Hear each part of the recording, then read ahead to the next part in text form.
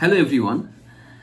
2019 সালে ডিসেম্বরের পর থেকে আমরা একটা বিশাল আমাদের জীবনে আতঙ্ক তৈরি হয়েছিল প্রত্যেকটা মানুষের ক্ষেত্রে, এবং তখন থেকে আমাদের প্রত্যেকটা সেকেন্ড, প্রত্যেকটা মিনিট, প্রত্যেকটা দিন আমরা গুনে গুনে কাটিয়েছি। যেটার জন্য কাটিয়েছি তার নামটা হচ্ছে করোনা ভাইরাস, কোভিড-19 যেটা আমরা নামে পরিচিত যেটা আছে। তো আমরা সবাই একটা আতঙ্কের মধ্যে ছিলাম। আমাদের নর্মাল জীবনযাপন আমরা প্রায় হারিয়ে ফেলেছিলাম। আমরা প্রত্যেকটা মানুষের ক্ষেত্রে একটা লাইফ নিয়ে একটা টেনশন থাকতাম, বাড়ি থেকে বেরোলে একটা টেনশন আমরা রীতিমতো থাকতাম। কিন্তু তো আমরা সেটা থেকে আবার কাটিয়ে উঠেছি, আমরাই পেরেছি কাটিয়ে উঠতে। তার প্রধান কারণটাই হচ্ছে যে আমাদের সচেতনতা বলুন এবং আমাদের কিছু মেনটেন্স বলুন, কিছু প্রিভেনশন বলুন, সেখান থেকে আমরা অবশ্যই কাটিয়ে উঠেছি। এখন আবার সেটা একটা আবার একটা ভাইরাস নিয়ে একটা আতঙ্ক আমাদের মধ্যে ঢুকেছে। ম্যাক্সিমাম পেশেন্টের মধ্যে আমরা যেন আসছে, অনেক পেশেন্টই আমাদের জিজ্ঞাসা করছে, ডাক্তারবাবু এরকম একটা ভাইরাস আসছে, খুব টেনশনের মধ্যে আছে, কি যে হবে। তো এরকম একটা টেনশনের মধ্যে আসছে। ওই জন্য আজকে আমি ভিডিওটা একটু বানাতে রেডি করতে চাইছি, যে একটু কনসেপশন ক্লিয়ার করতে চাইছি এবং একটু মিথ কিছু আছে ওটাও আমি ক্লিয়ার করতে চাইছি। এটা যে আমাদের কতটা ভয়ানক এবং কতটা ভয়ানক নয় সেটা একটু ডিটেলসটা আলোচনা করতে চাইছি। আজকে যে ভাইরাসটি আলোচনা করতে চাইছি সেটার নাম হচ্ছে HMPV ভাইরাস। তার ফুল নেমটা হচ্ছে হিউম্যান মেটানিউমো ভাইরাস। এটা একটা respiratory tract virus, respiratory virus বলতে পারেন। তো এটা আমরা গত কদিন থেকে আমাদের নিউজ চ্যানেল খুললেই কিন্তু এটা আমরা পাচ্ছি যে একটা ব্যাঙ্গালোরে একটা বাচ্চা অ্যাটাক হয়েছে। বাচ্চা আপাতত এই অবস্থায় এখন পর্যন্ত ইন্ডিয়াতে 7 জন অ্যাটাক করেছে। তো এখন সিচুয়েশন এমনভাবে হয়েছে আমরা কিন্তু আবার সেম টেনশনের মধ্যে আমরা কিন্তু জীবনযাপন করতে স্টার্ট করছি, যেটা কোভিড-19 সময় যা ছিল আমাদের। প্রথমত এটা সম্বন্ধে একটু আমরা ধারণা ক্লিয়ার করে দিই। দেখুন, ভাইরাস যেটা এই ভাইরাসটা কথা বলছি, HMPV ভাইরাসটা আমাদের প্রথম কিন্তু 2001 সালে নেদারল্যান্ডে দেখা গিয়েছিল। তারপরে বিভিন্ন দেশে দেখা যায়। ইন্ডিয়াতে ফার্স্ট দেখা গিয়েছে 2025-এ ফার্স্ট দেখা গিয়েছে। এর আগে কোনো আমাদের হিস্ট্রি ছিল না আমাদের এই ভাইরাসের। তো এটা নিয়ে প্রথম ডিটেলস আমরা একটু ছোট্ট ভিডিও আমি বানাতে চাইছি, আপনারা দেখুন, আশা করছি ভালো লাগবে। আমি ডক্টর MD এস আজম, BHMS honours, medical officer, college 3, rural হাসপাতাল, কনসালটেন্ট, হোমিওপ্যাথি ফিজিশিয়ান। প্রথমে আমরা জানবো যে ভাইরাসটা কি। আমরা কিন্তু সবাই মোটামুটি একটা জানি যে ভাইরাস সম্বন্ধে, তবুও আমরা একটু বলবো। ভাইরাস হচ্ছে একটা ছোট্ট জীবাণু যেটা প্যাথোজেন, যে আপনাকে সংক্রমিত করে এবং আপনাকে অসুস্থ করতে পারে। শুধু মানুষই নয়, ভাইরাস কিন্তু গাছপালা, ব্যাকটেরিয়া, ছত্রাক এদেরকেও অ্যাটাক করতে পারে, এবং প্রত্যেকটা ভাইরাসের হোস্ট আছে, হোস্ট থেকে সংক্রমিত হয়। তো আমরা HMPV ভাইরাস যেটা নিয়ে আলোচনা করতে চাইছি, এটা প্রথমত হচ্ছে HMPV ভাইরাস একটা upper respiratory tract infection effect করে, তার সাথে লোয়ারও করে। কিন্তু এটা সম্পূর্ণ দেখতে ঠান্ডা লাগার মতো সিমটম আমাদের কাছে নিয়ে আসে পেশেন্ট। যেরকম ঠান্ডা লাগার সিমটম পেশেন্ট থাকে, ঠিক সেম সিচুয়েশনে কিন্তু হয়।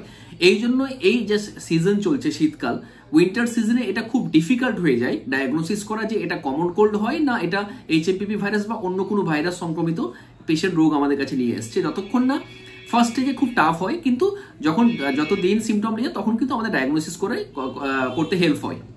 কিন্তু প্রথম অবস্থায় আমাদের ডায়াগনোসিস করতে খুব টাফ হয়ে যায়। তো এটা আপার রেসপিরেটরি ট্র্যাক্টে কিন্তু ইনফেকশন এফেক্ট করে। অনেকটা কোভিড-19 মতো সিমটম কিন্তু আমাদের কাছে নিয়ে আসে রোগীরা। কারা এফেক্ট হয় বেশিকালি, কাদের ক্ষেত্রে বেশি এফেক্ট হতে পারে? ইনফ্যান্ট বা নিউবর্ন, 5 বছরের নিচে বাচ্চারা, এবং দেখা গেছে ওল্ড এজ যারা 65-এর উপরে যারা থাকে, ওল্ড এজ, তাদের ক্ষেত্রে এফেক্ট হওয়ার চান্সটা সব থেকে বেশি থাকে। তারাই বেশি এফেক্ট দেখা যায়। কি কারণে তারা বেশি এফেক্টেড হয়? তার কিছু কারণ আছে। কারণগুলো হচ্ছে, কারণটা হচ্ছে নিউবর্ন যারা থাকে, নিউবর্ন যদি আন্ডার ওয়েট থাকে বা প্রিম্যাচুর বেবি থাকে, তাদের ক্ষেত্রে হওয়ার চান্সটা বেশি থাকে। তারা কিন্তু রিস্ক ফ্যাক্টর হয়ে দাঁড়ায় তাদের ক্ষেত্রে। যেসব বাচ্চা 5-এর নিচে থাকে, যারা ম্যালনিউট্রিশনে ভুগে, যারা হয়তো স্যাম বাচ্চা, যারা হয়তো অল্পতে সর্দি লাগার প্রবণতা আছে, যারা CSD পেশেন্ট আছে, কনজেনিটাল হার্ট ডিজিজে ভুগছে, তাদের ক্ষেত্রে হওয়ার চান্সটা বেশি থাকে।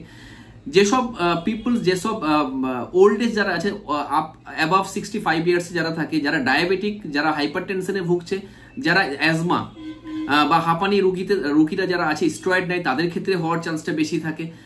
যারা একটা সিওপিডির মধ্যে থাকে, সিওপিডি এফেক্টেড, যেটা ক্রনিক অবস্ট্রাকটিভ পালমোনারি ডিজিজ, তাদের ক্ষেত্রে হওয়ার চান্সটা বেশি থাকে। এবং যারা ইমিউনো সিস্টেম যাদের দুর্বল আছে, মানে HIV যারা রোগী আছে বা ক্যান্সার রোগী আছে, তাদের ক্ষেত্রে কিন্তু এটা মোস্ট এফেক্ট হওয়ার চান্সটা বেশি থাকে এই virus. Not only HMPV virus, all virus আর যে কোনো ধরনের ইনফেকশন হওয়ার চান্সটা তাদের ক্ষেত্রে কিন্তু বেশি থাকবে। এবার আমরা জানবো যে এই ভাইরাস যদি এফেক্ট হয় এর সিমটম কি কি থাকতে পারে। সিমটমটা আমরা ফার্স্টে যে আমাদের কাছে যে সিমটম গুলো রোগীরা নিয়ে আসে, প্রথম যেটা বলে একটা কাশি, সিম্পল একটা কাশি হবে, তার সাথে ন্যাজাল কনজেশন, তার সাথে একটা স্নিজিং, একটা নাক দিয়ে জল পড়া, রানিং নোজ যেটা বলা হয়, একটা ফিভার এবং গলা ব্যথা, নসিয়া, ভমিটিং ডিউরিং। বাচ্চারা যেসব বাচ্চা নিউবর্ন যদি থাকে, মা বলবে যে ডাক্তারবাবু বাচ্চা দুধ টেনে খেতে পারে না বা একটুতেই ঘড় করছে, এই আওয়াজগুলো, এই সিমটমগুলো বলবে। তার সাথে ডায়রিয়া হতে পারে। Just early symptom of HMPV virus. এটা খুব টাফ টু ডিফিকাল্ট যে এটা HMPV না COVID-19 না কমন কোল্ড, এটা ফার্স্ট স্টেজে হবে। যখন আস্তে আস্তে সিরিয়াসনেস ম্যাটার চলে আসবে তখন কি হবে, তখন একটা শ্বাসকষ্ট নিয়ে আসবে আমাদের কাছে, আস্তে আস্তে একটা ডিসপেনিয়া, একটা হুইজিং থাকবে, হার্ড টাইম অফ ব্রেথিং, খুব ডিফিকাল্ট ব্রেথিং, তার সঙ্গে একটা ফ্যাটিক থাকবে, ব্রঙ্কাইটিস একটা থাকতে পারে এবং সিভিয়ার ব্রঙ্কিয়ালাইটিস একটা হতে পারে এবং লাস্টে কিন্তু নিউমোনিয়া থাকবে। এই সিমটমগুলো আমাদের কাছে ম্যাক্সিমাম রোগীরা কিন্তু এই সিমটমগুলো আমাদের HMPV যে ভাইরাস এফেক্টেড যারা পার্সনস থাকবে বা বেবি থাকবে তারা কিন্তু এই সিমটমগুলো আমাদের কাছে নিয়ে আসবে। এবার আমরা জানবো যে এই ভাইরাসটা ডায়াগনোসিস আমি কি করে। ডায়াগনোসিসের মধ্যে প্রথম যেটা আমাদের নর্মাল হচ্ছে একটা CBC কাউন্ট আমরা করতেই পারি। কমপ্লিট ব্লাড কাউন্ট করলে আমরা ESR লেভেলটা দেখতে পারবো, নিউট্রিফিলটা দেখতে পারবো, WBC কাউন্টটা দেখতে পারবো যে ইনফেকশনটা হচ্ছে নাকি, যদি থাকে অবশ্যই সেগুলো বাড়া থাকবে। দ্বিতীয় যেটা হচ্ছে যে আমি একটা সোয়াব কালেকশন করতে পারি নোজ, মাউথ বা থ্রোট থেকে এবং তার জন্য একটা র্যাপিড অ্যান্টিজেন টেস্ট করতে পারি ফর চেক দ্য ভাইরাস। এবং ইন কেস অফ সিভিয়ার কেসে আমি একটা ব্রঙ্কোস্কোপিও কিন্তু করতে পারি। একটা চেস্ট এক্সরে করলেও কিন্তু একটা অনেক সময় নিউমোনিয়া হয়েছে কিনা তাহলে অনেকটা কনফার্ম হতে পারে। এবার আমরা জানবো যে আমরা কি করে প্রিভেন্ট করব এই যে এই ভাইরাসটা আসছে, এই ভাইরাসটা আছে HMPV ভাইরাস, এটা কি করে প্রিভেন্ট করব। প্রথম যেটা হচ্ছে এটা হচ্ছে রেসপিরেটরি ট্র্যাক্ট ইনফেকশন, এটা হয় আপার রেসপিরেটরি ইনফেকশন হয়।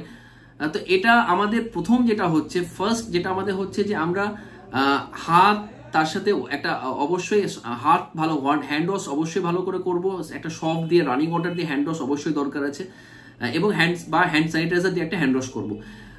যখন হাঁচি কিংবা কাশি হবে মুখটা কভার করব, বা যারা আমার সামনে হাঁচি কিংবা কাশি যাদের হবে তাদের সামনে আমি চেষ্টা করব একটা মাস্ক ইউজ করা বা মুখটা ঢেকে নেওয়ার, ওটা আমি অবশ্যই একটা করব।